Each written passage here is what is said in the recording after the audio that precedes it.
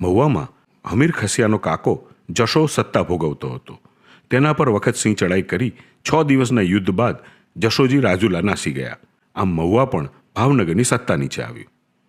કુંડલાના શાસક આલા ખુમણના મૃત્યુ બાદ તેમના 6 દીકરા વચ્ચે વારસા અંગે ઝઘડો થયો. મોટા કુંવર ભોજે વખતસિંહની મદદ માંગી તો બીજા ભાગીદારોએ જૂનાગઢની સહાય માંગી. વખતસિંહ એમાં વચ્ચે પડી હકીકતે નામુશી વોરી. બંને વખત તેમના સૈન્યનો પરાજય થયો અને કુંડલા સુધી ન પહોંચાયું. આ દરમિયાન ગીરમાં નાસીને ભરાયેલો મહુવાવાળો જશો ખસ્યો ભારવટે ચડ્યો અને એને વાઘનગરવાળો હમીર ખસિયા પનાહ આપે છે એની જાણ થતાં વખતસિંહે મહુવાના કિલ્લેદારને મોકલી વાઘનગર જીતી લીધું.